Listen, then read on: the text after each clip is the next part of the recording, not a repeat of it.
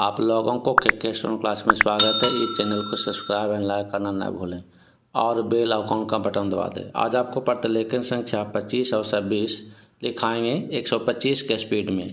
8 minute का dictation रहेगा। Ready, last ready and start. उपाध्यक्ष महोदय, आज स्वतंत्र भारत में जब हिंदी इस देश की राष्ट्रभाषा घोषित हो चुकी है, अब संघर्ष अथवा विरोध का समय नहीं रहा। आज का समय ठोस रचनात्मक कार्य का समय है। मैं जानता हूँ संघर्ष करना कठिन है, परंतु उसी एकाग्रता से रचनात्मक कार्य करना उससे भी कहीं अधिक कठिन है। यह भी स्पष्ट है कि संघर्ष के बाद यदि रचनात्मक कार्य नहीं होता तो संघर्ष की उपादेयता ही लुप्त हो जाती है और जो सफलता प्राप्त की गई हो उसकी सार्थकता संकट में पड़ जाती है।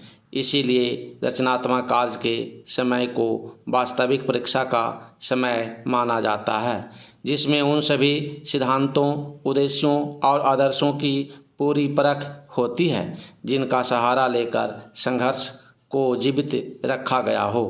हिंदी के हितैषियों और साहित्य सेवियों के लिए अब यही समय है। मैं कह सकता हूँ कि शायद पहले कभी उन पर इतना गंभीर दायित्व नहीं आया था जितना कि अब हिंदी के राष्ट्रभाषा बनने से आया है।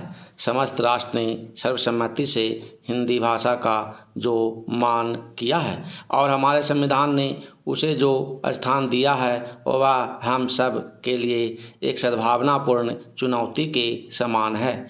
यह निर्णय एक प्रकार से सभी हिंदी भाषियों और साहित्यिकों में विश्वास के प्रस्ताव के समान है। इस आदर को हम कैसे निभाएं जिससे विभिन्न प्रादेशिक भाषाओं के बोलने वाले प्रतिनिधियों द्वारा किए गए उक्त निर्णय को औचित्य को सिद्ध कर सकें। यह एक गंभीर प्रश्न है जिस पर सभी हिंदी सेवियों को विचार करना चाहिए। पैराचेन हिंदी साहित्य सम्मेलन बहुत बड़ी संस्था है जिसके निर्माण में इस देश के अनेकों यशस्वी विद्वानों और देशभक्तों ने योग दिया है।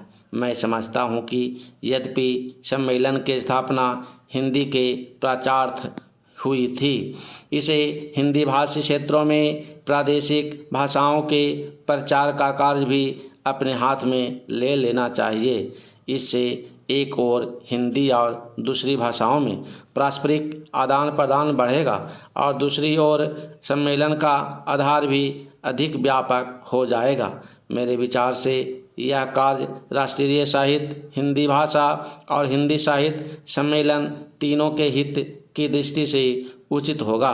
बिहार हिंदी साहित्य सम्मेलन ने जिसके रजत जयंती समारोह के उद्घाटन के लिए आपने मुझे आमंत्रित करने की कृपा की है। 25 वर्षों से भी अधिक समय पूर्व सार्वजनिक कार्य क्षेत्र में पदार्पण किया था। इस राज्य के सभी लोग सम्मेलन की सेवाओं में भली प्रकार परिचित हैं।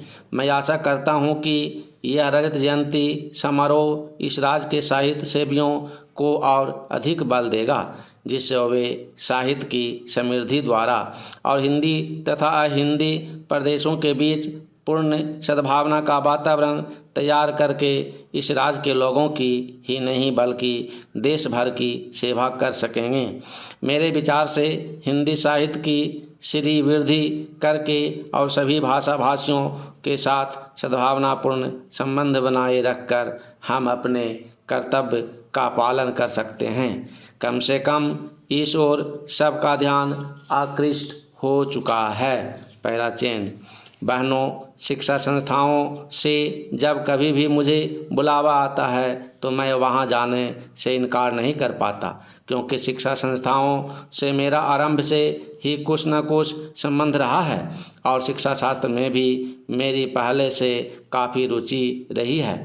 अतएव मुझे जब आपका निमंत्रण मिला मैंने उसे बड़े हर्ष के साथ स्वीकार किया और मुझे अत्यंत प्रसन्नता है कि आज मैं यहाँ आ सका।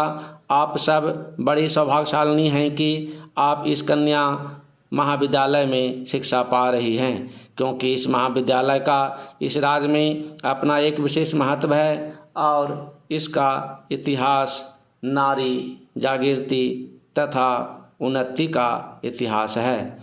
इसकी स्थापना उच्च आदर्शों को लेकर एवं नारी जागृति तथा राष्ट्रीय उन्नति की पुनीत भावनाओं से प्रेरित होकर आज से बहुत साल पहले एक ऐसे सच्चे समाज सुधारक के द्वारा हुई थी, जिनके हृदय में मुख्यतः नारी जाति के प्रति विशेष गौरव और महान आदर था। आप सबको मालूम ही होगा कि हमारे देश में दो प्रकार की शिक्षा संस्थाएं विद्यमान हैं। एक तो वे जो अंग्रेजी शासकों द्वारा अपने उद्देश्यों की पूर्ति के लिए स्थापित की गई थीं, और दूसरी वे जो स्वतंत्र रूप से राष्ट्र प्रेमियों द्वारा राष्ट्रीय भावनाओं से ओतप्रोत होकर अपने देश की संस्कृति एवं सभ्यता को पुनर्जीवित एवं पुनः स्थापित करने के उद्देश्य से स्थापित की गई थी। आपका यह कन्या महाविद्यालय भी लगभग इन्हीं पवित्र भावनाओं से प्रेरित होकर बहुत साल पहले स्थापित किया गया था, और आपके लिए यह बड़े सौभाग्य की बात है कि आप में से कुछ आज इस विद्यालय में अपनी शिक्षा समाप्त कर जीवन के कार्य क्षेत्र में प्रवेश करने जा रही हैं। उच्च शिक्षा प्राप्ति की उपाधि जो आपको मिल चुकी है, आपकी एक अमूल्य निधि है, जिससे आपकी गुरुता और भी बढ़ती है। पहला चेंज, आप में से जो आज प्रमाण पत्र लेकर जा रही हैं, वे इस विद्यालय के सीमित दायरे में से निकलकर जीवन के विशाल प्रांगण में कर्मठ कार्य क्षेत्र में प्रवेश कर रही हैं। आपके कंधों पर जीवन का महत्वपूर्ण उत्तरदायित्व है, और मुझे पूरा भरोसा है कि आप शिक्षा और अनुभव के बल और आधार पर उसे योग्यतापूर्वक संभाल सकने में सफल हो सकेंगी। अब तक आपका विद्यार्थी जीवन रहा, अब आगे आपका व्यवहारिक एवं क्रियात्मक जीवन रहेगा, और आपको अपने जीवन के कार्य क्षेत्र में अनेक समस्याओं का सामना करते हुए आगे बढ़ना है। मुझे आशा है कि आपने यहाँ जो शिक्षा दीक्षा ग्रहण की, उससे आप शक्ति और स्फूर्ति ग्रहण कर स्वतंत्र देश की दायित्व नागरिकाओं की भांति उसे निभा सकेंगी। यह सब आपके लिए तभी संभव होगा जब आप यह भली भांति समझ लेंगी कि आपको अपने जीवन में क्या करना है। आप सब यह भली भांति जानती ही होंगी कि प्राचीन काल में हमारे देश में स्त्रियों का कितना महत्वपूर्ण व उत्कृष्ट स्थान रहा है। समाप्त।